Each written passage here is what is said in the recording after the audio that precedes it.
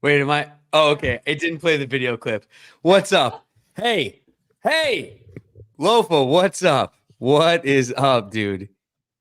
What's up, Here brother? we are. Okay, it didn't play the video package for me. My apologies, everybody. I'm jumping right into it. I am off the charts excited about this MFing team, and I can't wait for the regular season to get started. I can't wait to talk to you about it. Like the excitement's off the charts, not only like here in the city, but you could feel it in the stadium. I mean, when is the last time you remember them talking about the crowd being so loud in the fourth quarter of a preseason game and doing the wave? And I mean, the vibes are off the charts, dude. And the vibes are off the charts between me and you. And I mean, buddy. Yeah, well, the wave that should be standard for any home crowd.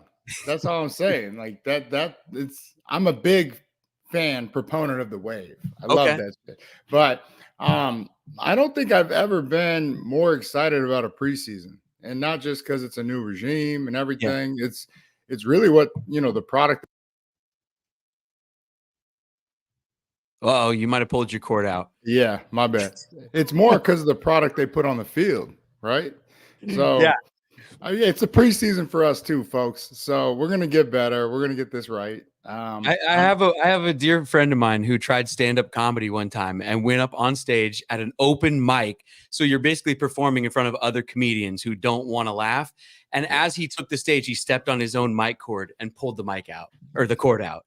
Wait, wait. No. So comedians, they don't want to show love to other comedians? Is that what you're telling me though? I don't like that because we always show love to other players. That's all I'm saying. In our profession, that's what we do. That's how we get down. Here's what I'll say. If you can get a room full of comedians to laugh, that means you're really killing though. You know what I mean? You got it. You got the shit. You got that. Buddy, 37-33 final score tonight. It's the preseason, so I'm not sure how much that matters. I mean, it matters in the feel-good column, that is for sure. I think we dive right in on Geno. Geno, for me, we didn't see him so far yet. We barely saw him this preseason, but we didn't need to see him that much, man. He just goes out there and drops dimes and threw the touchdown pass there to DK, and just he looked great. 7 is back, baby. Did we not need to see him? Because, I'm not just talking for you. I'm talking for all fans out there that just were, questioning Geno, right? This is what he does, folks. All right. And just get ready because this is going to be a special season, especially with the defense that is stacking up. It's going to be incredible. But the throw to JSN. Yeah. You only missed one, 4 or 5, 62, 1 touchdown. I mean, who are these Geno haters you speak of? What are you talking? I go on talk radio a lot up here. Mm-hmm. I don't know if you know that, Brett. I do that for us and the All Day podcast. And they're just like, is he the guy? Like, or, well, yeah, he is the guy. He's that dude. And I'm almost tired of talking about it. And I don't want to bash the fans, but if you know what it takes to be that dude, the quarterback, and what he's gone through, not even his whole career, the adversity, but even just supplanting a legend in Russell Wilson and the weight that carries, like where most people would be like, I got to be perfect. No, these guys fight for Geno, and that's all you can ask for in a quarterback is a tough dude that can make plays, and everybody rallies around, and they rally around this dude. And so why is he the guy? Why is he the guy? I've how many other podcasts do you have to listen to of ours where I've told you how many he's the number one in fourth quarter comebacks. He has 8 or 9 in the last 2 seasons, and he's only started the last 2 seasons. Hasn't had a consistent running game. Defense was in the bottom half. I mean, in bottom half's generous, bottom third, 20-30 the last, 2 years he started. So I don't know. I feel like a broken record over here, not just because of the scratchy voice that I have. No, there might be people tuning in for the first time, though. I know. Come on. But I'm fighting through a cold just to be here for you guys. I want you to know I'm fighting through a cold just to be here. Yeah. Well, I think those are great points. I mean, I think this is definitely a season where I think a lot is to be determined with the whole team. It's a brand new coaching staff, brand new coordinators on both sides of the ball. So those, we'll see what happens contractually. We'll see what happens business wise, all of that kind of stuff. But as far as what's on the field, I'm very excited by what I saw out of the first drive, and you can't argue with the stats there. I wanted more, but of course they just yank them right out of there after the one drive. So we'll see what happens, Well, I mean, in 2 of those 4 throws, the one over, it wasn't just a beautiful pass. That was tight coverage. Yeah. And JSN gets credit too, because the late hands, if you go back and watch, fans, and we'll break it down, but like a great receiver runs stride for stride with you, even if you have tight coverage. And last second, when the ball comes down to where he can actually catch it, hands go out. And that gives no time for reaction. And then the one that DK caught was just an absolute mossing. I think we actually have that clip. We could probably here we here we go. And the beautiful part about this was, shout out to your boy Grubb, they motioned out Mac to the top. So now Geno knows, because the corner expanded with this, Geno knows it's zone coverage. He was like, all right, well, then I have a chance with my guy out there. And, so if they run a linebacker out there, it's man, and you never know if they're bracketing him or helping, and they could have even done it here, but Geno knows what's up. He throws the ball, just gives his receiver a chance. And then you saw the end result, which was pretty awesome.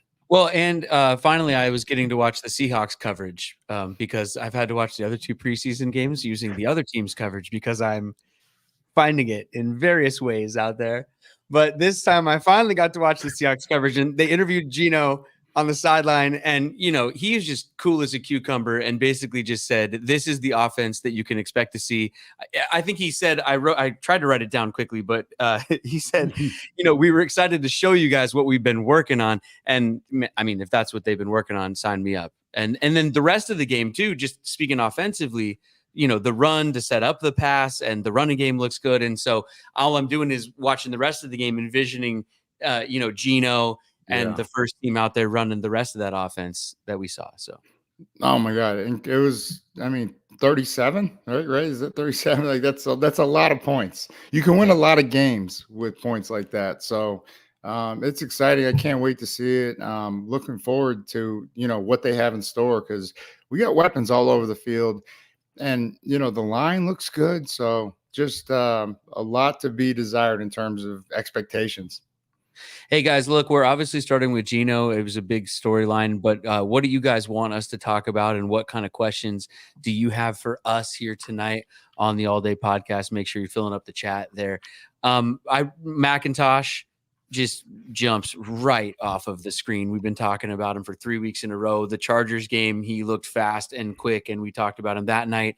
And here we are 2 games later, still talking about him again, because he just looks awesome. And again, I just envision, what the first teamers are out there doing, and then what he is like when he's out there with the full first team offense also. But he's just looks great, and looks like everything that we thought he was when everyone was calling him the steal of the draft last year. Yeah. Speed on demand, unbelievable cuts and explosion out of the breaks, can catch out of the backfield, everything you need and want from a running back. And, reminds me a lot of the running backs that I faced back in the day that, could do everything, run inside, outside zone, like power. He can do it all. And it's just good to see him healthy. I think that's the only thing that's held him back, because the talent is definitely there. And so excited to see how he fits in. But you got K9, you got Sharps, and Holani looked amazing. But I'll tell you what, Mac, very impressive with, the amount of carries and touches he got. He's special. There's so many names to touch on. And we'll get into all of it as we sit here with you guys tonight, breaking down this game and the preseason as a whole. Chenault is a name we got to touch on. Holani is a name we got to touch on. Cody White, another name we should touch on. Eskridge, we're going to go there. We got to go there. I want to know offensive and defensive preseason MVPs. Just a lot to get into tonight. What I really like, though, just sticking with McIntosh and the running game for a second, is just like I was saying, the run to set up the pass and the sticking with the run and feeling like there's a lot of room in the running game. It feels like it's been years since there's been just this like space out there. And again, I know it's preseason and I know they're playing preseason too, but in general, it's very exciting. Yeah, the offensive line is doing a hell of a job, and they don't always get credit, right? It's a thankless job when you're in the trenches. People only point out when you have penalties or you're not doing your job. But, I got to play with 2 Hall of Famers, Walter Jones, Steve Hutchinson, another Pro Bowler, and Robbie Toback. Chris Gray should have been a Pro Bowler. Sean Locklear should have been. So, like, those guys in the trenches, and you'll always hear me talk about the trenches because that's where the game is won. They made magic happen, whether it was protection or whether it was open up the holes in the lanes for these guys to run. But then a lot of the credit goes to Mac because he had several cutbacks and bounces. Same with Helani, that where if they weren't perfect, you make them right. And that's what a good teammate does. It's like you just play off of it, right? It's an art form, if you will. Yeah, the only one that didn't go great was my guy D kind of missing the block on one of them. Which, like, that was, by the way, this is after the punt return. So, I was already dunking on everybody on the group text, but then he missed that block on the running play. But, I don't think you bring in D Eskridge to block on running. It happens. Well, yeah, that's not always the user's error, right? Yeah. Hey, we can talk about this game, and we are going to talk about this game at length for sure. But I want to get into the moves that they made this week, because I think they did a lot, and it's a new coaching staff. They're going to be making moves and doing different things. But some of them happened defensively, and this is kind of where I want to also segue into what happened defensively tonight and how the defense has been looking so far, because overall, I think they're looking great. My thing. Okay. Yeah. So Mike Jack, yep. The king of pop, love him. I wish him well because I've always thought of Mike as he was a corner his whole life, out of college and in the NFL, but like, I feel like he would be a phenomenal safety. But then he gets shipped for Barrett, the linebacker, who has, familiarity with our guy McDonald going back to their Michigan days. So that was a big trade. And then DT for a 6th round of Chicago, I think. And so, yeah. And so there, it just speaks to what they thought about Sheriff. And I don't, what did Sheriff had 2 sacks tonight? And so, so did he prove it then? I mean, well, I think they knew something, right? And they knew and they saw value and they were like, well, why not get another pick? But DT is a phenomenal athlete and pass rusher. And I was surprised by this, but I'm going to give a shout out to Josiah and then my dog, Kenny Burns. They both predicted this. Wow. All right. Because I didn't, I was wrong. I'm not ashamed to say I was wrong. See, a lot of people think, they sending me messages on social media, text messages. I told you. All right, cool. You were right. I was wrong. I'm man enough to say I was wrong. Yeah. But I just didn't see McDonald not giving a guy a chance that had 9.5 sacks one season. But he knows what he needs is all I'm saying. And when you find value in a guy that's younger, then you take it. Yeah. So kudos to him. Some of these Seahawk fans, though, Lofa, they like find their way into like the next booth over at a restaurant with Schneider's there, or they like duck down. They have ways of getting information, so you never know where they're getting their takes. Yeah, that was Josiah and Kenny Burns. You guys, that's you must frequent the same restaurants. Man, they were on one. Which one of these moves, though, surprised you the most this week? It was DT. And I think, as I was saying, we're very deep in the backfield with corners, safeties. We have an embarrassment of riches, but you can never have enough pass rushers. And with what McDonald had in Baltimore and even going back to his Michigan days, I thought, it was kind of the same. So to not trade 1-for-1, if he saw something in another guy from Chicago, which I believe that's who we traded with for a 6th rounder, I thought we would get of equal or better value.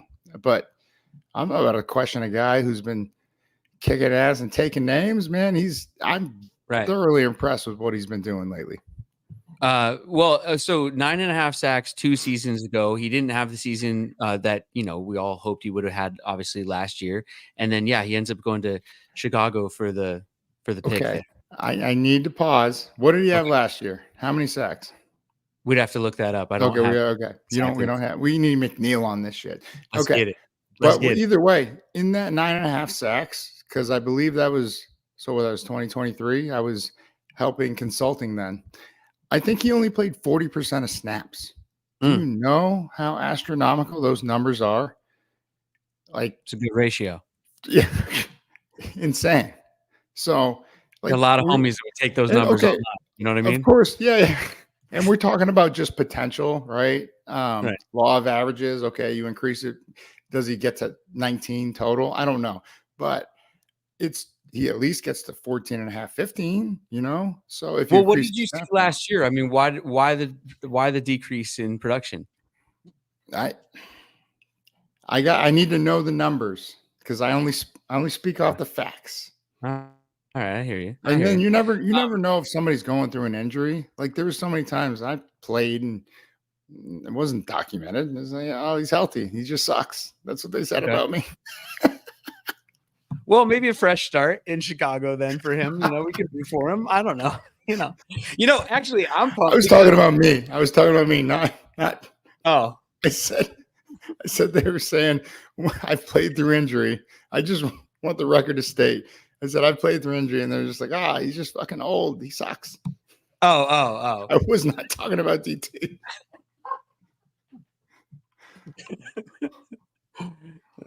Anyway, he went to Chicago. And you know what? That means I get to see him on Hard Knocks. So I'll let you know how he's doing. Hey, we could fly to him. Delta. That's true. Delta, everybody. 12 status. Sign up for 12 status. Delta.com. Shout out to the sponsor. Michael Jackson to Carolina for linebacker Michael Barrett. When that one happened, we were all kind of texting.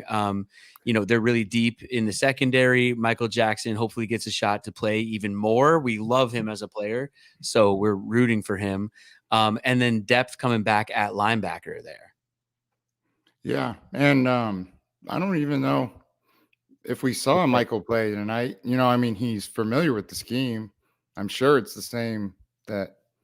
In terms of foundation and everything runs off that. But I don't think we saw him play, but I doubt you ship a guy for a guy to hide a guy. Does that make sense? So sometimes a team will get, even if it's a guy they have, they won't play him the last preseason game to try to stash him on the roster.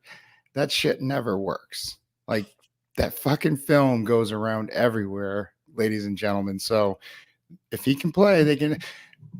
Case in point, Michael Bennett.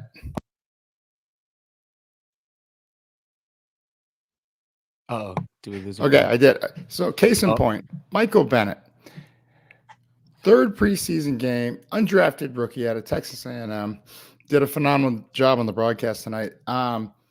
Killing it. We had so many guys injured that we needed him to play D tackle, nose, and D end on 3rd down.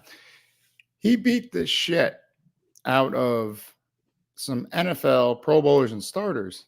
And then we had the nerve to say, all right, like we're going to hold him on the roster, but then like after a couple weeks, we're going to cut him and try to revert him to practice squad. Tampa Bay scooped him, gone. He only played like 7 games, had like 5 or 6 sacks, it was just, and then, fortunately for Seattle, he comes back 3-4 years later and wins a Super Bowl. So it all works out in the end, but still, if someone shows it on film, somebody out there sees it. And like, that's what, So if like their idea was to trade this guy, trade for him, and then stash him, I just don't see it working. But it just is going to make it more interesting when it comes down to cuts, Right. which they have to do because they traded for him, right?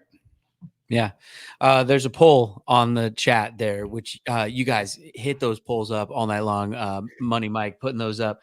The yeses 52% to the no's 47% on did the Daryl Taylor trade surprise you out there? So slightly yes to the no out there. And when the poll goes up, guys, hit it up fast because it's only up there for minutes and then it's gone. Wait, so yes, they expected him to get traded? No, it surprised them. The yes, okay. So he's surprising slightly. They also added some depth in the tight end room, which so when we look at that position group and start talking about who makes the roster, that room just gets even deeper with 2 more guys signing. And then also they signed linebacker Easton Gibbs, so just even more depth at linebacker. But a lot of moves being made this week, and plenty of moves I'm sure to come this week, which will be all over there. So, but how about tonight? The defense tonight. We talked offense. We got to talk defense. There it is. Sheriff.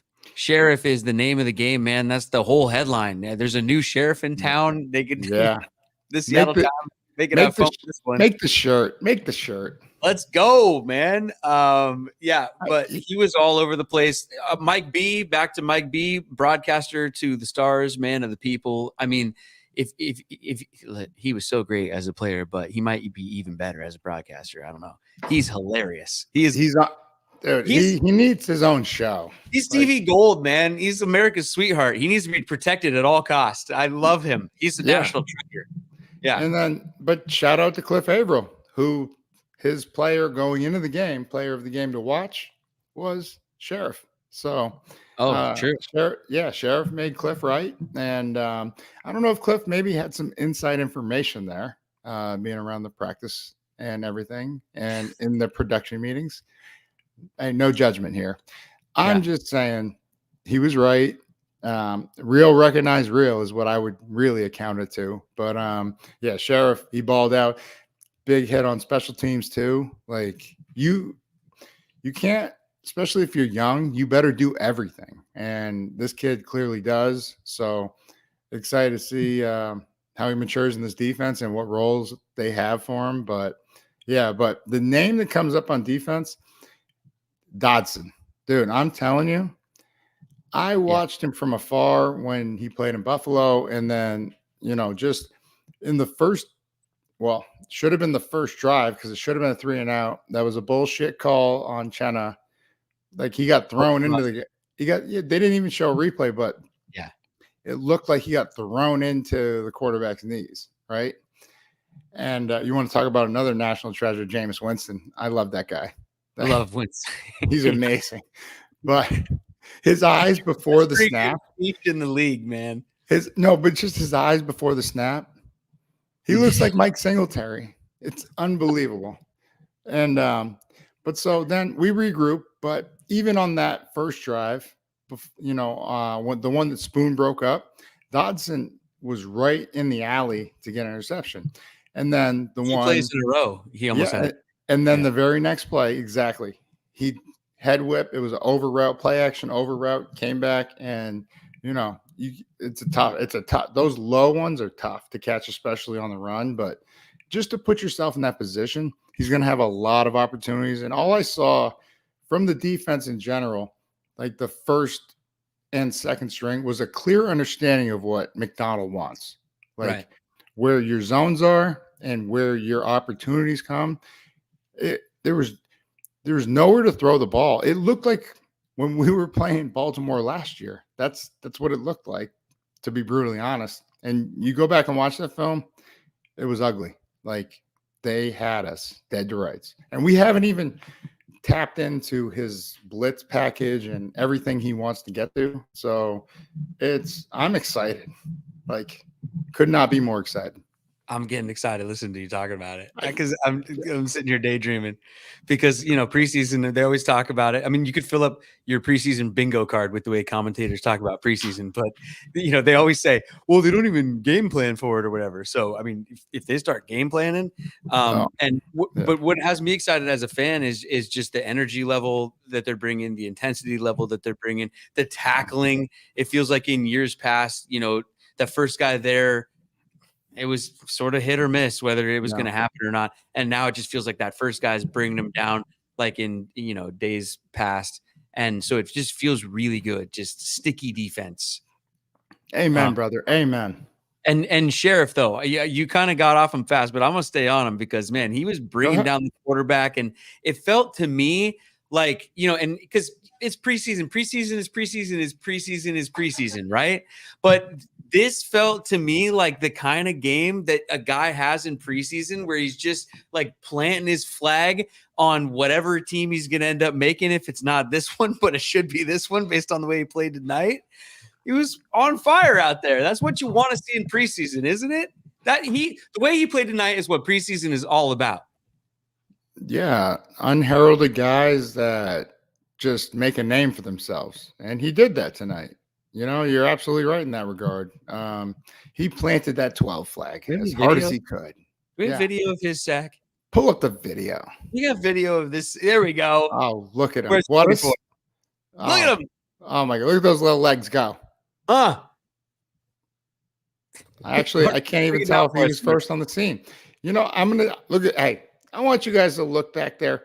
There's nowhere to throw the ball. And I'm sorry, Sheriff, but your deputies had a lot to do with that.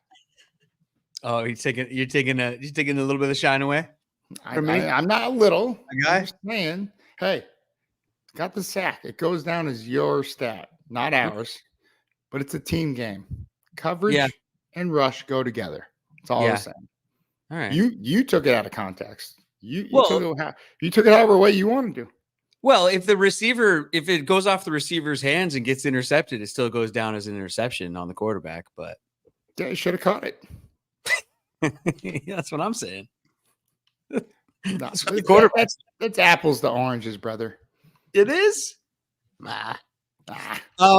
Okay. Let's see. What are we talking about next, Michael? What's the next headline, or where do we want to go from here? Yes, the preseason MVP. Oh, interesting graphic. Brett, would you like to take this one? I'll take this graphic all day long. Who is your preseason MVP? You guys start filling up the chat out there, and we can start talking about it here. Yeah. The name right there in the middle is the one I want to talk about, but I'll read them left to right. Sam Howell, D. Eskridge, and Kenny McIntosh. We can throw our own names in there. You guys throw your own names in there. Now, this isn't just for tonight. This is the entire preseason here. So you got to take all 3 games into account. But Lofa, who's your preseason MVP? Okay, so this is offense, obviously, right? No, it can be the whole. No, I think just who is your preseason MVP? Whole thing, all things considered, it's the fucking coaches. Like, we haven't even played any of the guys that are going to play. Yeah, I went left field on you. I went outer space on you. Right? When someone asks your favorite fruit and someone answers tomato, it's like, hey, who's that guy? It is what it is, man. We can agree to disagree. I'm just going to say the discipline and structure of a scheme that is not easy to understand for everyone to get it on a fundamental level from the start. We haven't even seen the starters. We've seen second, third, and then unfortunately guys that won't be here, but they will be on other teams because that's how good we played. Right. So the coaches are the MVP for me, but if I had to go player offense, Kenny Mack's got to be up there, but I'm a big Russell Mania fan. Like, this kid is insane. Yeah. Okay. He reminds me of a young, and I said this earlier, not as smooth, but he reminds me of a young Kelsey. Like, he understands spatial awareness and defensive players.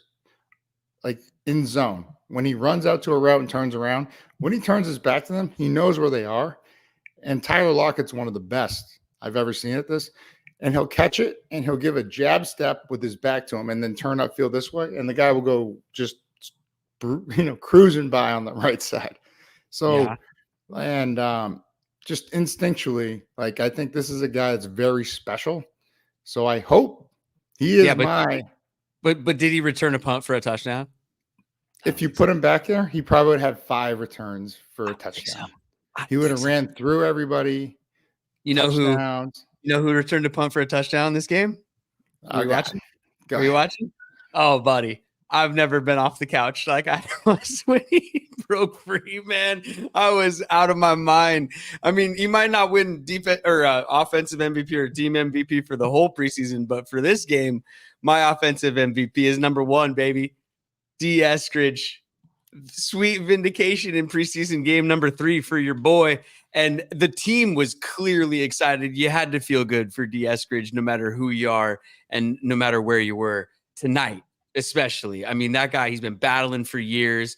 The talent is clearly there. I told you after FanFest, he was burning people. He's fast as hell. And if he can get the ball and get it in space, he's lightning in a bottle. And we'll see what happens in terms of the roster. But super happy for him. But you said, okay, here goes. Here we go. Go ahead. Give us the breakdown, Brett. Okay. Catches the ball here, misses that. I mean, that first guy goes flying by him like he's a cartoon. He goes to the left. D's off to the races to the right. He's got nothing but open grass. He's got 2 blockers out in front. He's got to beat that guy, split these 2 last guys, 20, 10, 5. Touchdown. Put me on the roster. I'm Eskridge. Hi, how are you? Not only can I catch passes and create separation as a receiver, but I can return kicks too. On the rooster, huh? I don't pump the brakes, kid. Uh-oh. And I love this guy. I do. And I'm, like you said, the vindication and just like he's back. Like this is why he was taken 2nd round and could have even been 1st round with his measurables of explosiveness and straightaway speed, 4.38. Shuttle was off the charts. Like he is that guy. And unfortunately, like we've all faced, you're going to hit a string of bad luck with injury. But him overcoming it, like the return was awesome. I'm not going to say it was lucky, but because to bounce around, it takes some skill. That's a long way around. It's great speed. Okay. In my opinion, and from a player's point of view, those lanes aren't going to be as undisciplined. Everybody's not going to be flying to one section. We have lanes. Everyone's going to fly to one section like a fucking mosquito to a light trap, right? You know what I'm saying? Like, I'm just trying to give the perspective. We cut people off and then the rest follow. Like there's method to the madness. So we'll never say it's lucky. I mean, that shit was impressive as hell. And just to watch the sheer athleticism and speed. But you said it already, that wide receiver room is going to be a tough decision room, much like the tight end, much like the running back. Yeah. All across the board. That's what I'm most excited about. This whole team. But if they get cut, they're going somewhere else. They're going to be on another roster, like opening day roster. That's what I'm excited about for all these kids. Yeah. Well, I mean, I think that's kind of what we should be getting to here. And then also just talking about looking forward to week 1, Broncos. There's a bit of a time span here. We got some days off. I don't know what I'm going to do with myself next weekend. This preseason game, especially, but this whole preseason and, the new staff and the new look and the whole thing. I'm so fired up. I can't believe I got to wait all this time now. But Sunday, September 8th, 1:05 p.m., Lumen Field, everybody.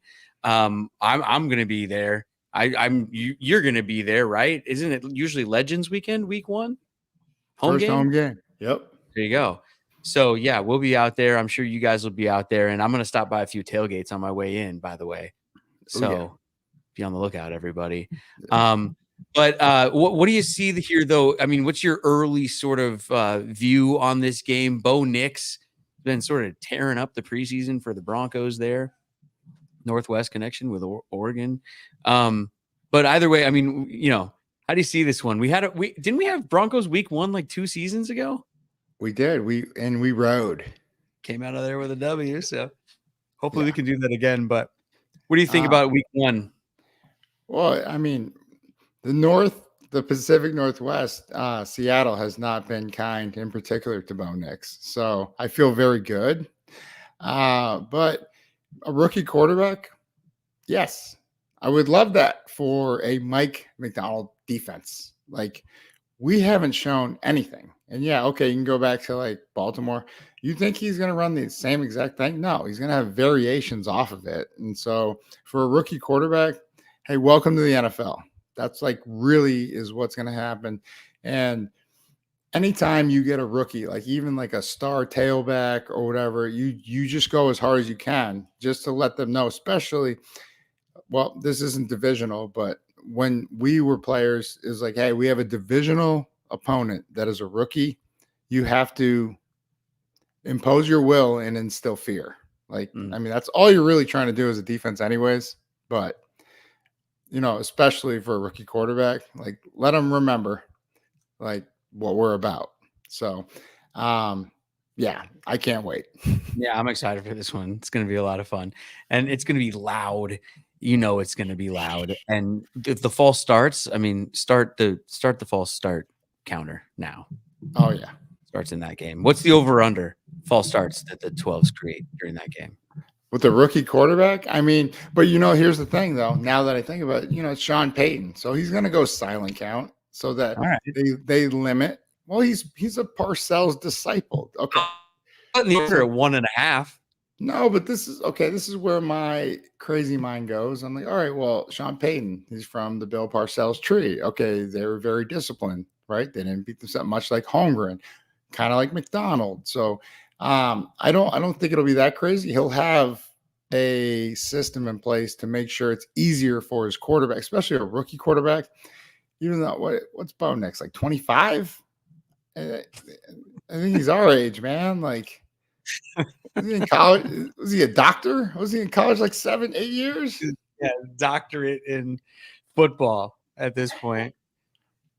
Yeah, we'll see about that again. if it doesn't work out, hit the portal again. Okay, oh my God. Hey, thanks for tuning into All Day, everybody. Keep filling up the chat out there. Lofa, one word to describe this preseason, and I want a word from all of you guys out there listening as well. Fill up the chat with what your word is. But when you think about this entire preseason as a whole, give me your word. Impressed. Just impressive. On all facets. It's just like the discipline that they displayed and, the teamwork. It's very rare that especially a first-time head coach can have this kind of identity going into the regular season, right? Usually it's a crapshoot. You don't know what to expect. Even if you get blown out, you're like, oh, well, it's not the real thing, but it was sound and discipline. Like, so impressive because of the discipline. So the 2 words, right? Sorry. You want mine? Yeah, I'm hanging on a cliff over here. Lustful. I've been in love with the Seahawks my entire life, but this season I'm lusting after them in a way that I haven't in quite some time. It's fun. I feel like we were married for a while, things were rolling along and every season was just kind of like I'd get excited again and all right, we're doing this thing, but kind of just always ended up about where we were before. But this season, man, oh, buddy. Did we give our way too early predictions for the season? Not really. Not exactly. I think we should do it before the season starts so we're on record. Are you saying like an actual win-loss prediction, or you just mean an overall prediction? Yes, win-loss. What do you got? Honestly, after watching the preseason, my wins have gone up. The new 19-game season or whatever the heck. What do they play now? 26 games? Well, 19 if you're lucky. Has my math always thrown up. I always want to say like 12-4 or It used to be easy to just throw it out there, 10-6, whatever, right? But now it's different. But I was closer to 500. Going back, I think we talked weeks and weeks and weeks and weeks and weeks ago, and I even kind of wanted to go below that, maybe just because I was scared, like any normal Seahawks fan always is, and very skeptical and nervous of the world out there. But I'll do what every Seattle fan does for all of our teams every single year, which is get overly hyped about them in the preseason and be very excited about what I see. And I'm just gonna hope that keeps on riding, man. I'll put them somewhere around. If I would have had them at 9 wins, now I'll put them up to 11. How's that for you? You know, I'm at 11. So okay.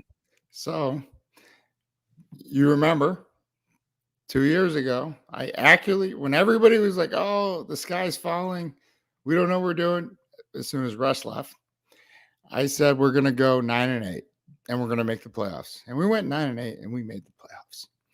And then the very next year, I said 10 and it went to 17 games, right? Or whatever. Yeah. I said, all right, we're going to go 10-7 or whatever. And we went 9 and whatever. We went 9-8 again and we missed the playoffs. So I was wrong. So I'm not afraid to say when I'm wrong, but right. So this year, I think I said, I expect 9 wins at least. I'm moving it up to 11. That's how confident I am in McDonald, this coaching staff, and these players. Yeah. I'm impressed. I'm impressed with what I saw. Riding high, man. The stock is soaring right now. Amen, brother. Just they're getting after it, man. Yeah. And they're holding each other accountable. Like that's what it is. It's impressive. That's what I would say. Ooh. If someone said, what's the saw 12-5 in there. Saw 12-5 in the comments. Impressive. I like it. Wow. I like it. I think if someone said, if a non-Seahawk fan said, well, you've been watching the games, what's got you so impressed? It's just this attitude and edge, intensity, like we were talking about earlier. Just they hit people and they don't miss. Offensively, the running game, making holes, making people miss, running people over, just the defense laying people. I mean, dude, I think we might have got a penalty on one, but just laying people out again and bringing the physicality, it's great. It's great. It's great. It seems like message received, right? And by the way, we've mentioned Grubb, we've mentioned McDonald, obviously, but we should mention Duarte now. Third day. I always want to say Duarte. Third day. Come on, gotta give some love to the DC, man. The message is getting through. He's bringing the heat. They're bringing the heat on the field, so he must be bringing the heat in the meeting rooms. Is all I'm saying. I heard he's a phenomenal coach, especially for the D line, because that's where he had the majority of his focus. I see him Dirte, Joe Dirte. But there you go. We're not going to forget. We're going to have to put a mullet on Dirte's face for a t-shirt. I'm making that t-shirt. I love it. Yes, we need that. The guys, they play hard for him. I mean, but we also have the right guys, and I think that's in the equation. Very important. You gotta have killers. You gotta have dudes, and we have those guys. So, not gonna say we're back to the Legion of Boom. I mean, and deep though. I think deep though. Also, I think this team is deep. Yes. And you can see it in this preseason because the ones they're not even out there most of the time, and we're still out there making plays. So if these guys are, the twos, the threes, and possibly guys that aren't even going to make the squad. Well, Brett, that's why I said it's a clear understanding of what the expectations are set, which is a direct reflection of coaching. So when I said MVP, I wasn't joking about the coaches. To be a first-time staff, like none of these, only Grubb and the O-line coach have worked together. Other than that, I don't know any other common denominator. I think K. Scott worked for Saban, and McDonald was with Kirby Smart, who worked for Saban. So there's a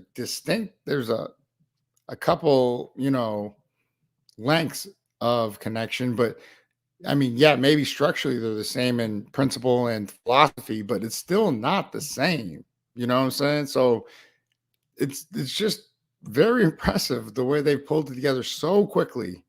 And I know it's just preseason, but if you can get the young guys to understand who come from these guys, some of these guys from college, they don't even know what scheme they ran in college. I remember when I was a coach, all right, well, what was your base coverage? They're like, all I know is the strong side. All I know is the weak side. I was like, God damn, they didn't teach you shit in college.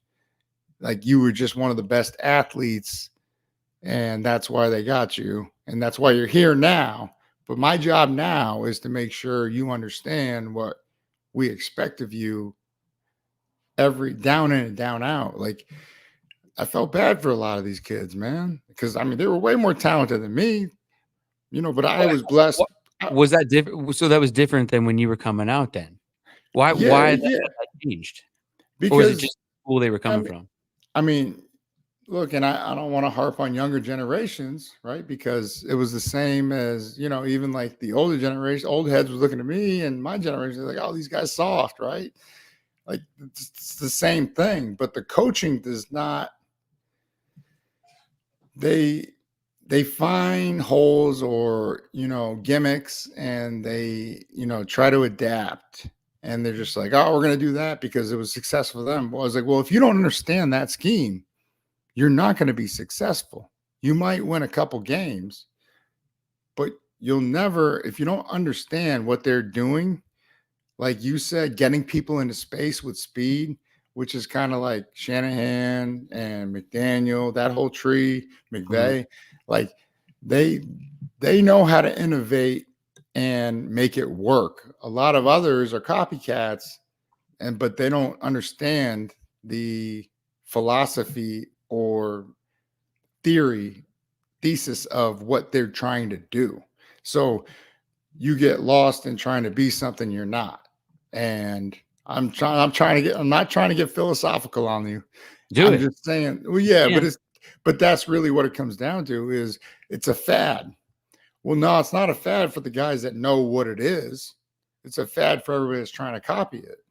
And so good luck. Like it might work for a few games, but if you don't run it to a T and do it like it's supposed to be done, you're gonna get found out.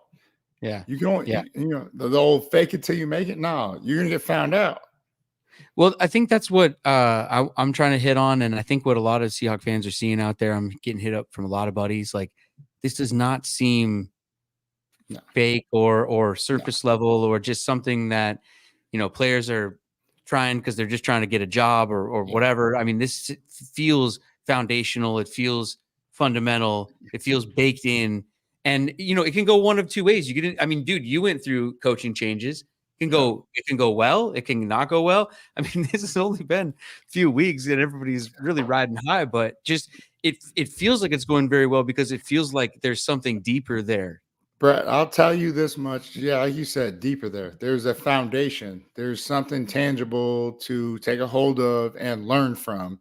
And what McDonald's done for all of these players, regardless if they make our team or not, they can take with them to the next team and they'll be successful. Much like with Pete. When Pete was here, a lot of our players got scooped up, not just because we were winning, because they knew who they were and how to compete. He gave them a sense of confidence. But what I see out of McDonald is a sense of direction of how things need to be executed. And that it's just a difference in philosophy, but they're both a thing of beauty. Like you can really learn a lot from both philosophies. Mm-hmm. I think we should open it up. You guys have been filling up the comments and loading it with questions, and we appreciate you guys tuning in. And if you're just joining us, welcome to the All Day Podcast. Lofa and I chatting about the final preseason game, but the preseason as a whole. And Mike, as you get those questions in, you can go ahead and throw them up. But Lofa, I think there you go. There's a new sheriff in town. Kevin, shout out. What's up, man? Thanks for commenting tonight. There you go, Lofa. I mean, He's got to make the squad, right? Like, let's just start right there. I was going to say we can look position group, and kind of go through some of the tough decisions that might have to be made. But right here, I mean, you got to put him on the team now. They made some moves this week. They might have cleared some space for him. He went out there and balled out. What more do you need to see from this guy? You said it, Brett. They made space, and not because they had to, because they knew what they had. And then, of course, the 2 sacks, that's awesome. But he's not going to be the opening day rusher that, everybody thinks he's going to be. Him running down on kickoff and smoking somebody was all I needed to see for like, yo, dude, like you can't just let that guy go. And then I saw him pass rush later. I was like, yeah, this is why the trade was made. And he didn't even get a full rundown on the kickoff anymore. Yeah. But yeah, Kev, you right, man. New sheriff in town. Make the shirts. Yeah, let's do it. I mean, also just for the pro shop alone, those 44 jerseys will fly off the shelves. Let's go. I was more talking about a big medallion, like with his name, like the sheriff badge. Oh, yeah, no, I know. I'm just saying also. Let's get creative, Brett. Let's get creative. He's got to make the squad, though. He really does. Here, you want to start offense or you want to start defense, and you want to start looking at some of these, just crowded positions, frankly, and just sort of some of the. You tell me where you want to go. I'm ready to go. I mean, well, one of the most crowded rooms, I think, and we saw it here in this game. We saw it all throughout the preseason, but it's the receivers. There's just a ton of talent, and there's just maybe too many people, too many bodies at the end of the day. I don't know how they make these decisions, but you obviously got DK. You got JSN, you got Tyler, Bobo, Chenault. I mean, he took that end around tonight early in the game, and they started saying Cordell Patterson on the commentator on the broadcast, and I thought, who is that? Me talking? What? I think I said that last week. Oh yeah, probably. Yeah. They compared him to Cordell. Anyway, Cordero. But then I mean, hey, D, right? Cody White. We got 5. Right. Mm-hmm. 5's, in my opinion, 5 for sure. So, and Young too, Derek Young too. All right, yeah. So usually keep 6, like 7 if they play special teams, right? That'd be a very special exception, which Chenault might fit into that category because I promise you he can return. Like they're just not using him there, but. Yeah, DK, Locke, JSN, Bobo, and then I'm putting Chenault in that top 5. Me too. So, yeah, so you got 5 there. After that, the guy that looked most impressive, I mean, Winston. Oh yeah, you saw Winston too. Yeah, right. Like that's right. the guy that stood out to me, like with opportunities and like even that catch, he came back and got it where the guy was right there. Yeah. Came back to the ball where, most guys are like, well, I got the separation. The ball should be there already. No, he came back to the ball. It was more of a great catch than it was a throw. So he's my 6th. And I know it's tough because Eskridge, I mean, we've waited for it for so long, right? 3 going on his 4th year. Yeah. It's just tough. Do you wait around one more year? Do you say, hey, no, he's going to be who I know he is? Or do you risk losing to another team to find out that, all right, I was right. And I'd rather be on the side of like, okay, we have too many weapons here. And because what D Williams, the other D, showed me as a returner, just sound in catches and everything. And I don't know. And I know there was one bad play, the fade. That was an unbelievable catch that guy made in the end zone. That was like one of the last touchdowns. That was on D Williams. Yeah. Right. So I know I'm going to catch shit for that. But either way, I mean, we're not putting D Eskridge out there to, be a defensive back. So I don't want to hear any shit from the fans. All right. But also just in terms of depth, though, like someone's going to get injured. And so if Eskridge, if he's there as a returner or as the receiver behind him, I mean, Well, then it kind of comes down to body types, at least in my opinion. It's like, can they do what needs to be done from that position? It's not just like, oh, this guy is just a great receiver. Like, and this is me taking it like a step farther because of strategy. And yeah, a guy could be an unbelievable receiver, but if he doesn't play special teams, even at that fifth, sixth position, it's like, why would we use him?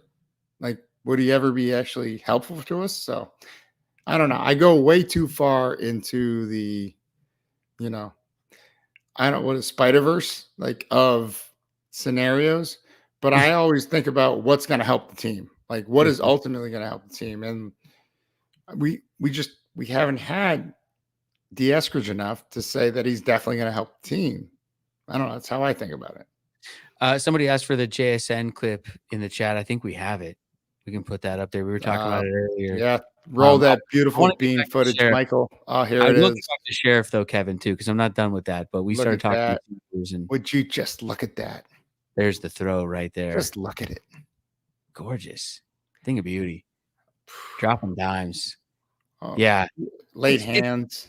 Is it weird to play so little in the preseason for Geno and some of these ones? Or, I mean, this is quite less than I ever really remember in years past. Times have changed, man. Yeah.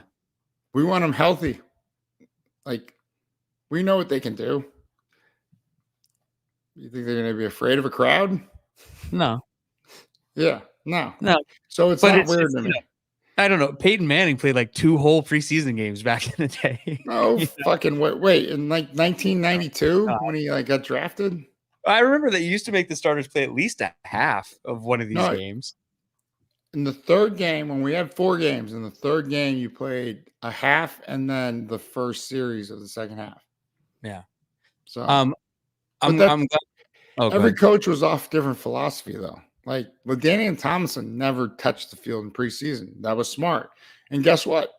Guy won fucking MVP. Like, as soon as they were like, hey, well, let's not waste him in the preseason. We're all not LaDainian Tomlinson. No, I know. But I'm just saying, like, what if other guys didn't have to play meaningless snaps because you know what they can do? Maybe they make the Hall of Fame. Yeah. Maybe. We moved on, but I was just going to give Kevin with the Sheriff comment there. We had a clip that got posted online where Sheriff was talking about delivering beer this summer before getting the call to play football, because I just wanted to stick with Sheriff for 1 second because it was up there. We were on the subject, and it's just a great story all the way around too. It's, some of these things go beyond football. You guys know I like talking about Hard Knocks, and this is sort of some of the human interest stuff that I'm really into, of course. And I mean, just a great story. And I think it's from Bob Condotta, who covers the team, and we had a little clip, I think, post. Big couple weeks for you. Just what's it been like going from being a guy signing just a few weeks ago to getting 3 sacks last 2 games? It's a blessing because a few weeks ago I didn't know where I was going to be. I was at home delivering beers with a beer company. When I got that call, I just made the most of my opportunity. What company? Southern Beverages. What was that? Southern Beverages. And where was that? In Mississippi. What part of Mississippi? Richmond, Mississippi. What they say when you told you had to quit to come play for home? I did. I quit. Actually, I quit 2 days before, and then 2 days after, I ended up getting a call, so I was like, God. Well, you worked. Look at that. Isn't that awesome? It's amazing. And I'm going to have to hit him up because I'm about to launch 2 more beers myself. So stay by the phone, Sheriff. There you go. Yeah, I was slinging beers at a bar, and then I got a guest star on CSI Miami. Never looked back, man. Yeah. So good for you. Similar. Not quite the NFL, but Alina, loyal listener, Alina is back again this week. Lofa, take this one for me. Do you think Coach Mike made the MJ trade for LB Michael Barrett due to the fact that he worked with him before was a real reason for not for that? I think Eskridge will have gone before MJ. Okay, so what I think is, Alina, love you for always chiming in. I appreciate you, first and foremost. I think the trade for MJ to Barrett was because we have a very crowded backfield. And I think as the linebacker, yes, because he worked with him before, with Barrett before, right? And he knows what he's capable of. And so in a jam, he could throw him in. But it almost kind of alerts me to, is Baker healthy? Because we haven't seen Baker yet. So yes, like those are my concerns around that trade. And then did you think Eskridge would have gone before? Honestly, yeah, I thought there was a lot of value for Eskridge because like he was regarded as a first round pick. And like when we took him in the second, I know some people were scratching their heads, but I mean, tonight you saw this is 4 years removed from college and he still has that explosion and athleticism. And so to Brett's point, because Brett loves Eskridge, Love him. I mean, My he is that dude. He is. He's He's got that potential. But potential, like what's that worth if you can't reach it on a consistent basis? Or even like I'm talking like 80%. Injuries. And Injuries. He's back. He's healthy. I'm just saying, I've been through injuries. I mean, the world wasn't kind to me when I got my shit fucking messed up.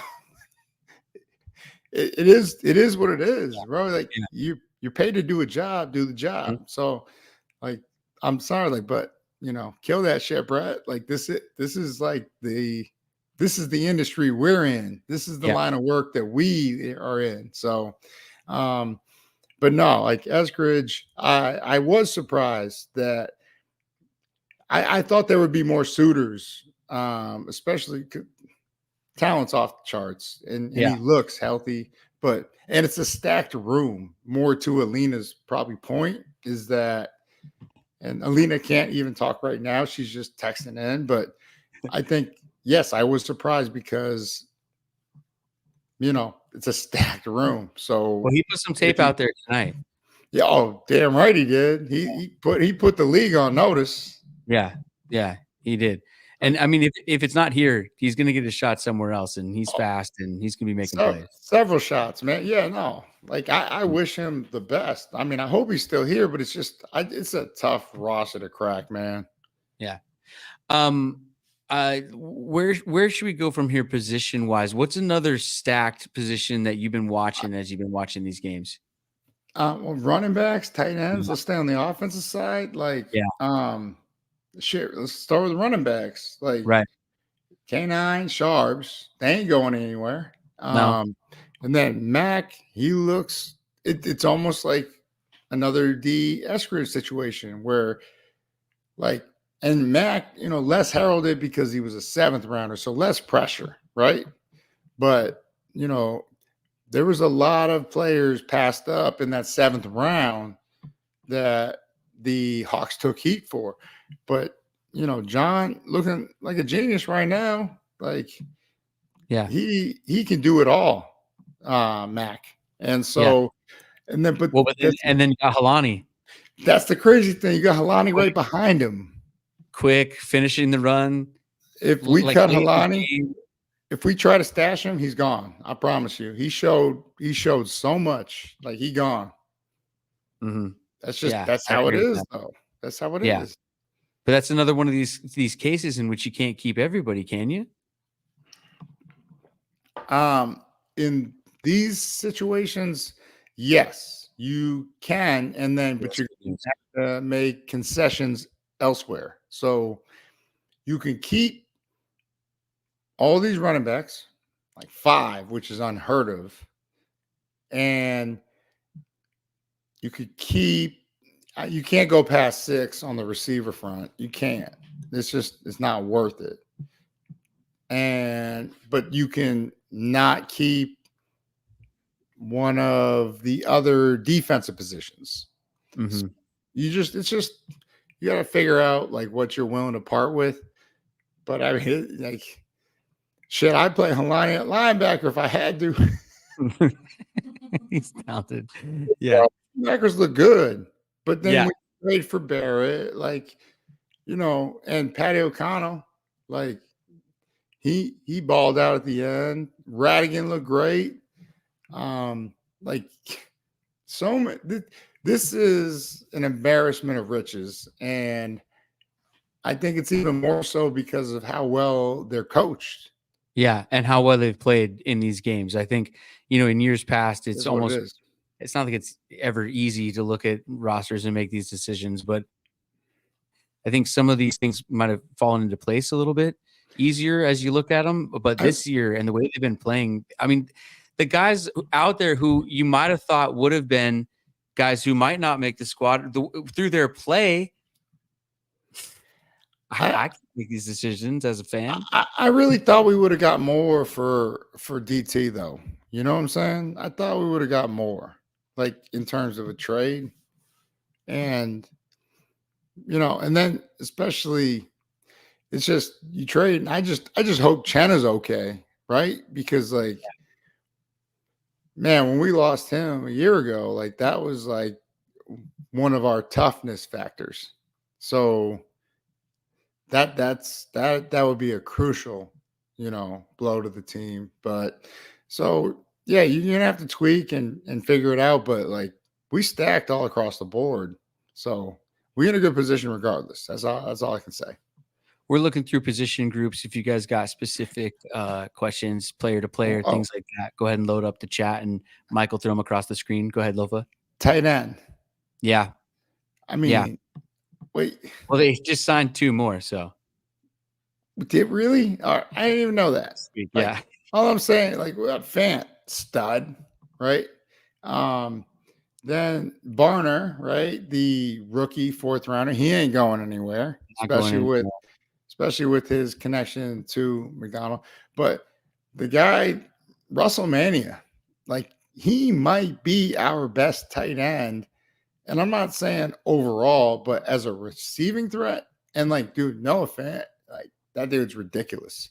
I didn't see Russell out there as much tonight, which would point. He played one series. So that would point to the decisions probably already been made. He's on. Right. Our guy's in there. So he's in. Pharaoh Brown, I mean, he might be a little injured. He might be battling something there. I think maybe that's why they bring in some depth, and it remains to be seen what's going on with him. Barner, Westover, again, another injury. I think he's battling something, so he hasn't been able to make the field. But stud. But we know what he can do when he's out there. Oh, and on special teams. But okay, so this is where it all factors in. Like, you don't have to cover kicks anymore. You just have to cover, like, I mean, this little bullshit kickoff, like, is bullshit. You hate it so much. I can't stand it. Why do you hate it so? Like why the burning? Okay. Well, so if I'm a strategist, like, I would put a safety or a corner, and I just be like, yo, toe punch that fucking shit back there. Yeah.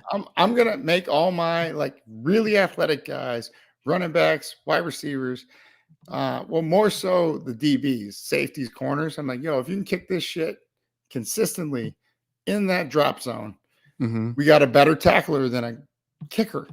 Sure. Right? Sure. But then also, like, we don't. And then on punt, I'm angling that shit out of bounds. So I angle out of bounds. There's no return. I'm going to cancel all returns, like, strategically. Punts and for kickoffs. We don't have to worry about anyone taking to the house on us. I don't even care if we're one of the worst league averages in terms of net punts, which, people get prideful about, just like, oh, we led the league in net punts. Cool, bro. You guys still were not awesome. Like one return could shatter that whole thing. So I'm just going to strategically take it out of play, like all return game. And I'm going to save my guys' legs, which means I can actually have guys that are key backups on my roster rather than special teams experts, which my dad was a special team expert. Like, but back in the day, they used fullbacks, so he would have made the squad. But now that the game's evolved and changed, I don't know. My dad would have had to play linebacker like me. So I'm just saying the way time changes everything, and then the rule change everything. I'm just saying, like, strategically, I would adapt to the change and like out scheme people. Mm-hmm.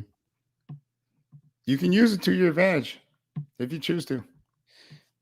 Well, you would have loved Hard Knocks this week. They did a whole feature. Oh on my punter. God! Here we go. They had a whole feature on their punter and how he's new. They took this punter in like the 4th round. I think he's a rookie, and he's like Australian, coffin corner specialist. So yeah, tell him he's one rule change out of a job.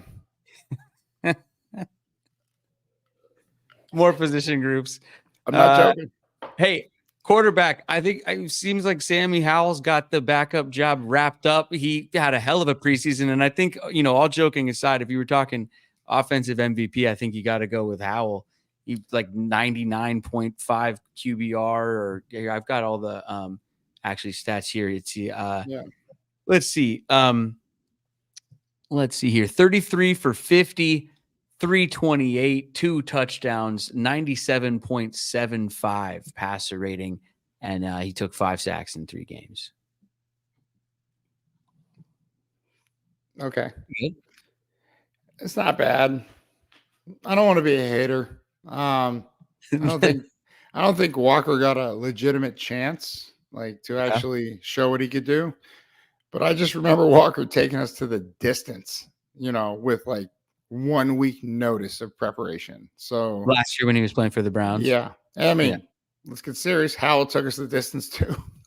So True. It's not saying much. I'm just saying, Walker, I think they're both future starters in this league. Now, err on the side of a guy playing a full year and seeing more, but Walker was like XFL MVP, he earned it the hard. He's been through the fire, and I really respect and dig that. Those are the kind of guys that guys want to play for, the whole team, offense, defense, everything they want to play for. Howell looked phenomenal. Let's get serious. I'm not going to hate on Howell. He balled. Speaking of guys that guys want to play for, I saw a headline this week that said, somebody asked Pete Carroll, and he said he'd want to coach tomorrow if someone wanted him to coach tomorrow. And did you see that? And I mean, I heard about it. Yeah, I bet I told you. I even said it before. He's not done. He's not by a long shot. Where's he going? Pros or college? Oh, fucking pros. He doesn't want to. Even though I know he would kill it in college now, no one could touch him if he goes down to college because no one's going to out recruit him. But the schedule for pros is definitely better than college. So he's going to stay in the pros, right? So, and there's going to be 4 or 5 guys that get fired, 2 or 3 deservingly, 2 surprises. That's what's going to happen. But I do want to bounce back to special teams because we should talk about Myers, who from the middle of the field, right? He always loves the left hash. Middle of the field, kicked a 52-yarder or whatever, right down the middle. Oh, he had a 58 tonight, I think. Yeah, maybe that was it. And then he had a 50-yarder from the right hash. Yeah. I'm just saying we might want to stay away from the left hash. And all I'm saying is hit the damn extra points also. Well, all the extra points are left hash is what I'm saying. Right. Oh, okay. So when it was in the middle field, he smoked it right down the middle from 58, like you said. And then when it was the right hash from 50 or 48, it was awesome. Yeah. Why are we going left hash? Why are we overthinking it? I just hope he's not hitting all these bombs in preseason. Save some for the regular season. Oh, no. He always mashes bombs. That's what he does. That's what he cares about. It's just if we put it on the left hash, it's hold up. Yeah. Why are we going left hash? No, never left hash. Never. That's what we've learned. Yeah. Yeah, man. I mean, he did actually step up tonight. I do have to say, I didn't write him down, but I'm always critical of him when he misses them. So we do have to heap praise when he hits them. So. Here we go. My boy Joey C jumped in the chat. Yeah. Yep. College coaches don't get any time off. They have to recruit. And the second their season's over, they recruit even during the season. That's the craziest part, Joey C. So I've already said, I've already had several solutions for. So I'm going to put this out there. Division One. I went to USC, right? Went down to their NIL dinner, and just gave them a couple solutions. I was like, you guys need a GM and a salary cap. Why? So you can pay the right players, and you can also not focus on recruiting. Your coaches can actually just coach. Then I went to Maine, and then their NIL deal, and they need money. Like, I'm not gonna lie, like, they don't have the gift of all this. But I told them, I was like, look, if UW, Michigan, and Bama are losing players, no one's staying at one school for 4 years. And they're in a different stratosphere. Division One, that's pro sports. Division One AA down, that's college sports. But what I would do, the solutions I gave them, I would just become a feeder school. I'd be like, hey, you prove it here, I'm going to push you to the next level with my blessing. I'm going to send, letters of recommendation to all those schools that you want to go to, right? Because you helped me out, I'm going to help you out. And then also, they could reallocate their budget for recruiting. Like, they shouldn't have to drive and fly to go get a recruit. If he doesn't want to come, he doesn't want to come. Like you pick up the phone, they're not answering the other side of the phone. Like, all right, he might not be interested in us, but you can eventually get them into it with it being a destination towards the future. So I don't know. We'll see. We'll see what happens. But yeah, if I was if I was one, I'd get a GM and a salary cap. If I was one AA or lower, it's like, hey, let's save our recruiting budget and pay the kids that are here and push them forward. That's what I would do. It's a good strategy. It seems pretty simple. Wait, you don't think it's a good strategy, Brett? No, I do think it's a good strategy. No, I do. I think college football in general, and I think we should start talking college football. I mean, it's right here. It was today, actually. Did you wake up early and see the game in Ireland? You're damn right I did. Hell yeah. Well, Man. I mean, we got to start getting into it, but I don't think college football, I mean, this should be the most interesting year to date for college football with everything that's changed there. I mean, you think things have changed in the NFL with the kickoff. I mean, my God, Washington's in the Big Ten. Right. Not just there's 5 other schools from the West Coast. I mean, the whole thing's upside down. And then on top of all that, you got 12 teams that are going to make the playoffs. So it's awesome. All right. I just want to know, who's your pick to win the Pac-2 or the Tupac, as they call it these days? Honestly, you'll never get me to say Cougars. I can't. Really? I'm going Cougs. Go Cougs. How many times are they going to play each other? Is it the best of 7?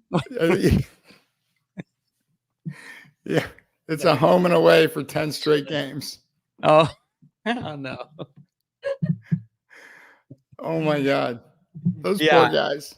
Dude, it's got to get realigned after this year. After they see the shitstorm logistically for all the other sports, they got to be like, all right, you know what? We made a massive mistake. Yeah. If you're on the West Coast, just stay on the West Coast. If you're up north, stay there. East, south. It's going to get broken up into that, to power conferences of just stay there. The best part is Notre Dame, who I hate. Well, I don't hate anybody, but I just intensely dislike them.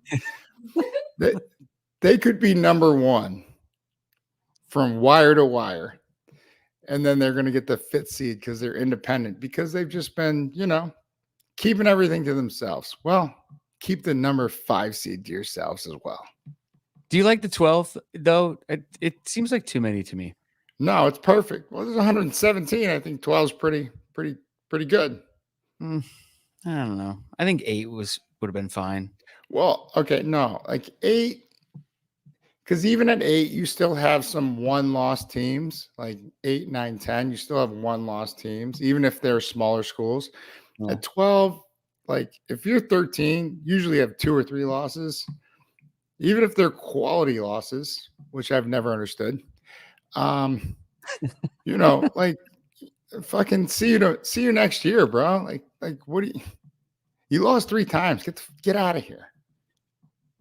That's what I say. Yeah, no, that's what I don't want too. That's why I'm scared it'll be too Well, many. you But have nothing to complain about. You have we gotta nothing.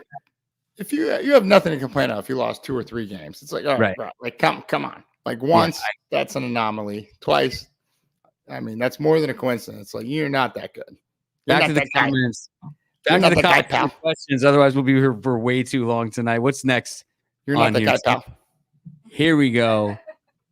VO phase. Sounds flying like from Vegas to the first game. Hell yeah. So coming up from Vegas to the first home game for Denver versus Seattle. We hope to see you there. Make sure to say hi. So my boy's going to the Vegas SC, the LSU SC game. Oh, I thought about it, and I don't know, man. I just can't do it. It's Vegas? Oh yeah. Vegas, USC, LSU. Next week, it's going down. You going? And are you going to go? No, okay. I'm not. I thought about it, but I'm not gonna lie, I was scared. All right, we'll see what happens. Wayne, shout out to Wayne for jumping in the chat. Thanks for creating a space, us fans. 2 wins and 1 loss and showing strong performances. Do you think the Hawks have what it takes to make a deep playoff run this season? Am I taking that? Oh, yeah. Yeah, Wayne. Big time. A lot of wins, Wayne. We both jumped up. Well, I don't know how many you jumped up, but I jumped up 2 wins. Yeah, I did too. I went from 9 wins to 11. Right. So I think that this team just, I mean, it's only been 3 preseason games, but with the depth that we've been talking about, that's what you need come playoff time. And it's the tournament, and all you got to do is get in. And a deep team is not a team that I don't think any team wants to face in the playoffs, especially at that time of the year. Everybody will be going through injuries and different things. And so those pesky Rams scare me. I'm not going to lie, Wayne. McVay's just good. Not even. And then they've added so many pieces. Everybody's like, oh, they lost Aaron Donald. Yeah, they hit on all 3 draft picks in the D-line last year. And then they added 2 more in their first 2 picks with Jared Verse and Braden Fisk. So, it's, they're going to, by committee, they're going to replace Donald. You can't replace an Aaron Donald, one of 3 guys to win 3 MVPs, defensive MVPs. But I'm telling you, what scares the shit out of me is they're going to be just fine. And then week 12, McVay's just going to call up Donald and be like, hey, bro, come on back. Let's go make this title run. And he'll be like, yeah, I'll come out of retirement. And I've said it before, Aaron Donald could play pickleball until then and be in shape and just kick the shit out of anybody he lines up against. That's really what worries me more so than the Niners. You look at the Niners; they had a lot of off-season issues with contracts and stuff that gets in the way, right? And then even their first rounder, he's got a shoulder injury, right? Who they were like, all right, he's going to play Ayuk.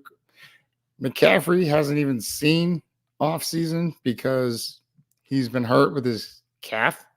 And then when you play 4 or 5 years straight deep in the playoffs like they have, it's a long season and it's harder to recover and be ready to go down in and down out every game. And you get the target on your back.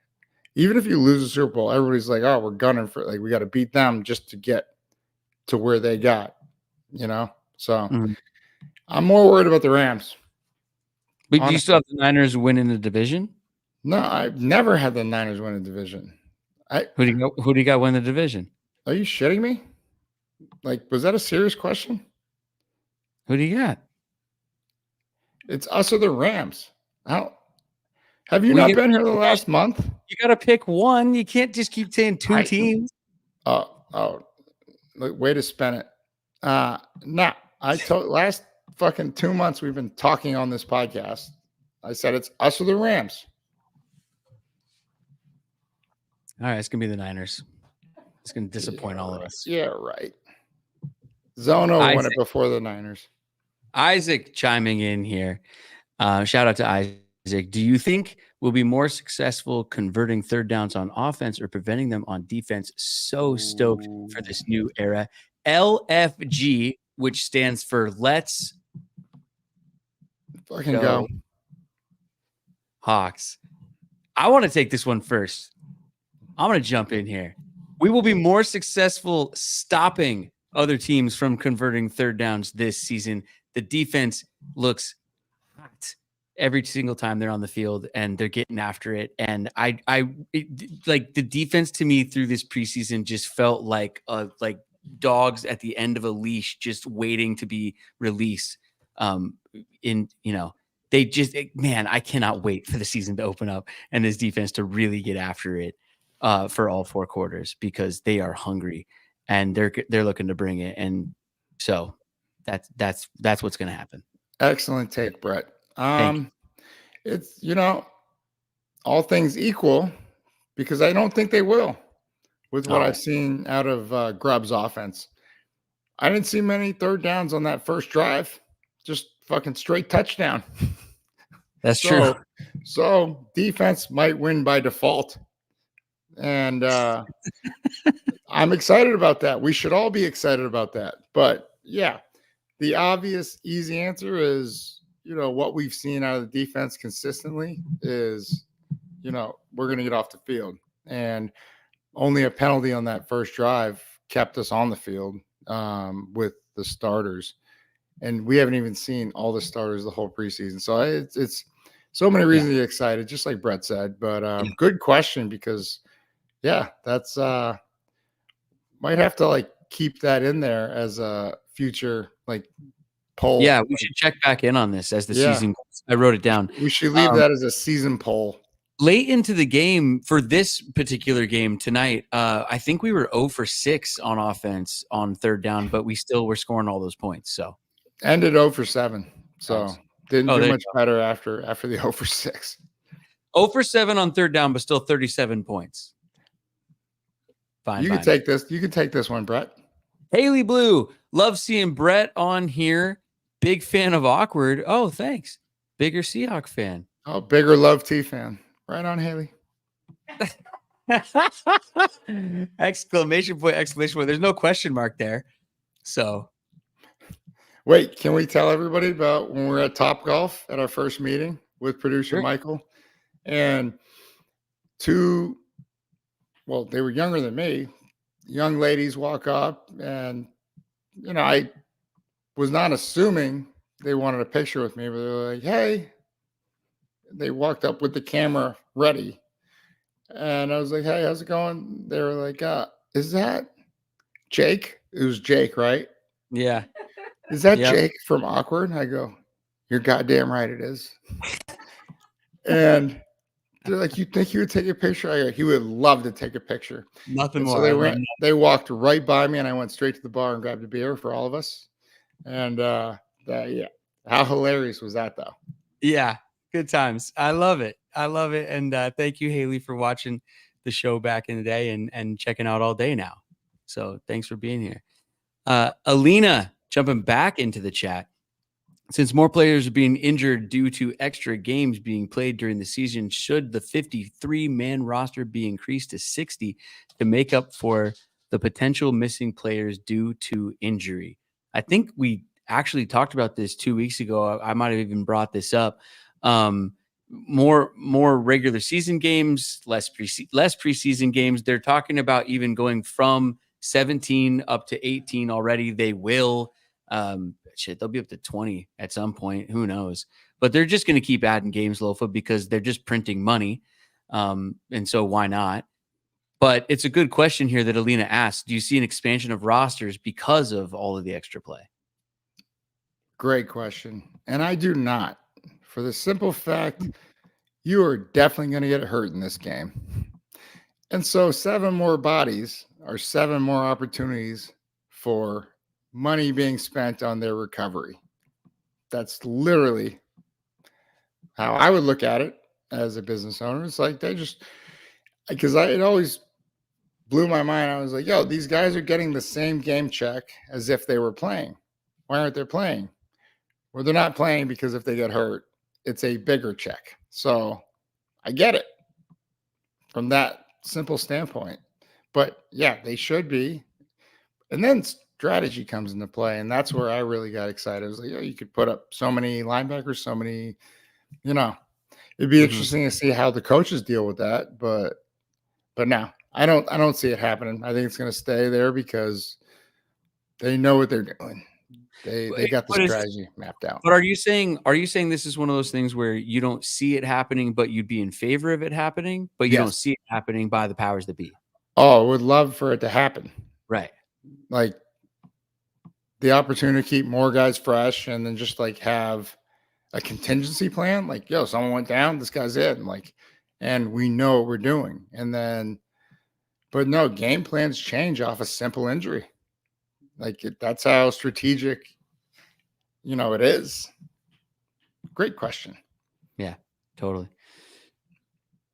Josiah. First one from Josiah tonight. What's up, Josiah? Welcome back.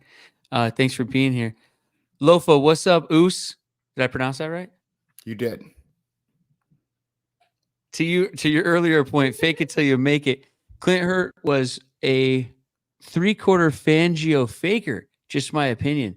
McDonald's genuine knowledge and implementation of that Fangio-like philosophy has made me a believer in the 3/4 again. 3-4. He is him. Yeah. Oh, sorry. Yeah, in the 3-4 defense, he is him. Exclamation! Hashtag. I know Clint very well, and he is very knowledgeable about it. Even the pieces we have now are not the pieces we had before. And Clint was a first-time coordinator, which, no excuse. That's a lot of pressure, right? And I can't even say like faker, like for anybody, that it's just you adapt to a good coach, which is what when Nort left, we were built for a 3-4.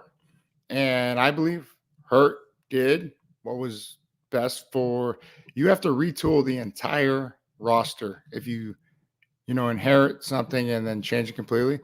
And I think Hurt did and kept people in position where they were best and probably most comfortable. The difference I see is just McDonald, who nobody's out of position, in terms of coverage in zone. Like man's easy. All right, I got this man, you got that man. Like if you don't stay with your man or he catches the ball, you lose. Like that's an easy assignment. And that would be my only suggestion back when, even Nort and Hurt were here. It's just like, hey man, run man. We got the dogs. We got the athletes. We could, run man for man.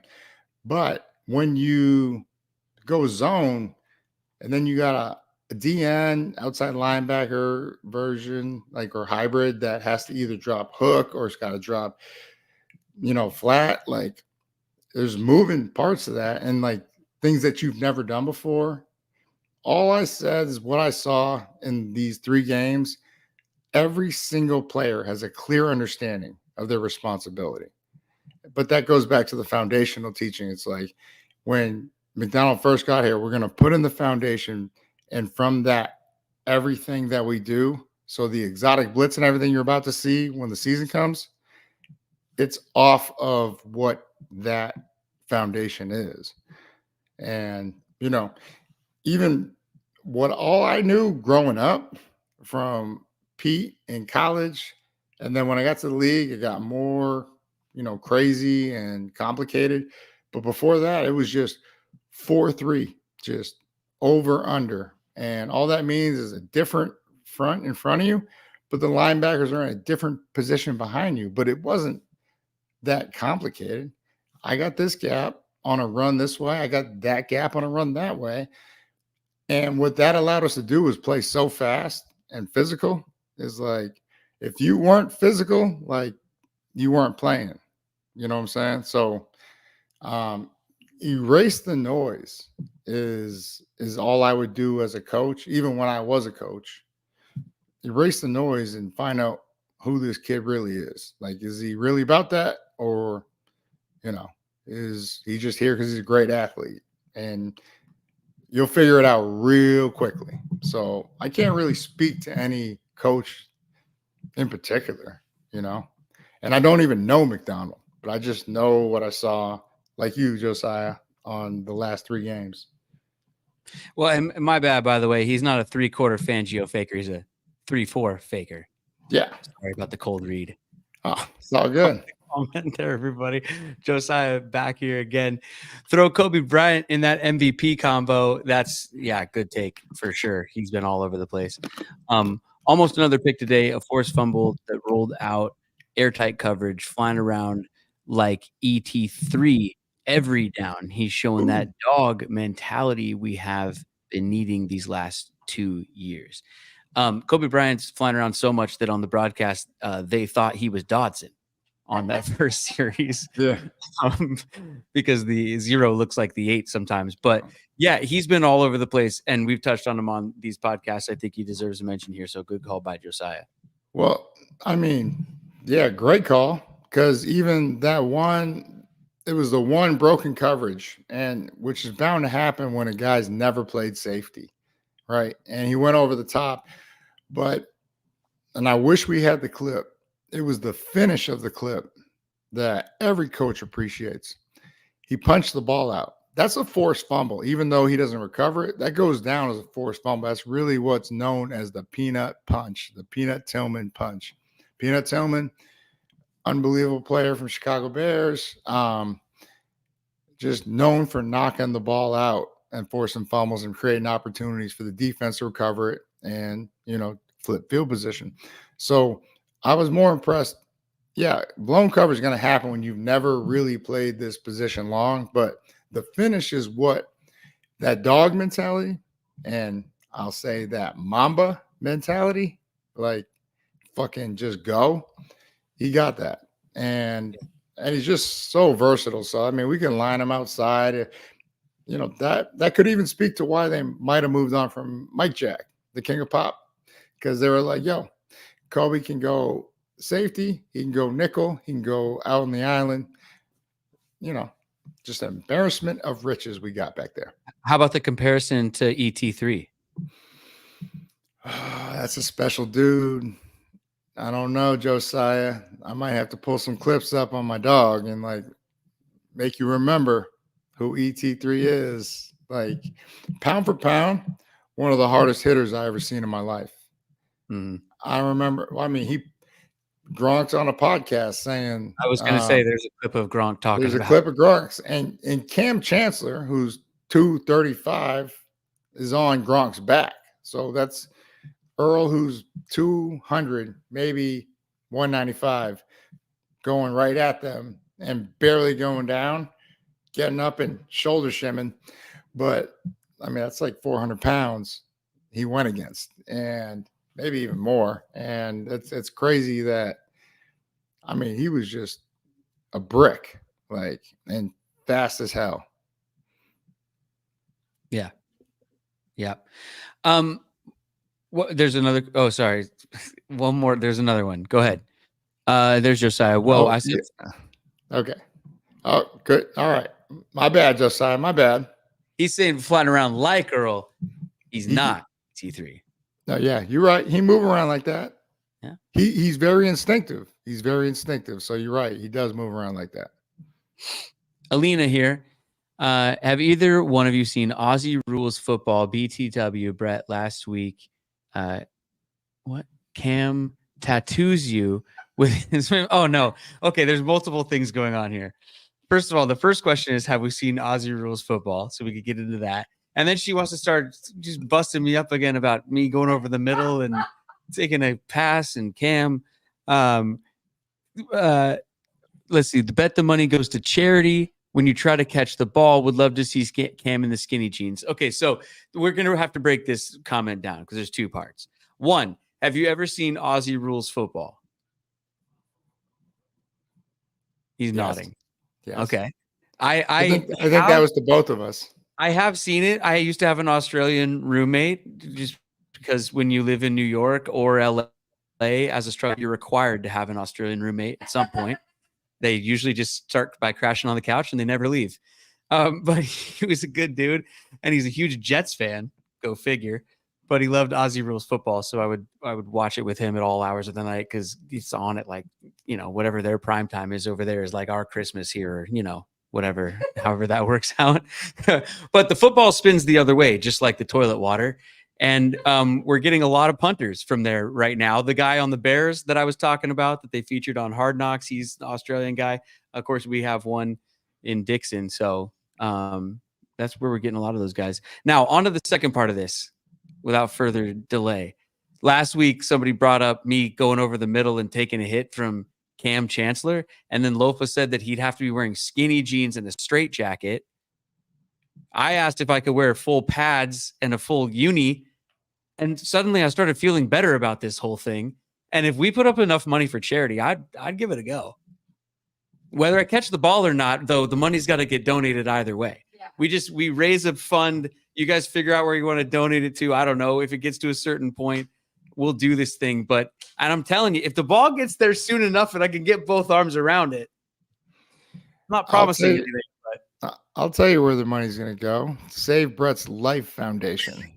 And I thank you for doing that, everybody, because, it's going to your hospital bills, bud. Yeah, somebody's going to have to check in on the SAG after a health insurance plan before this happens. And we might have to borrow a few gymnastics or something. Brendan Myers said, "Rip, brother."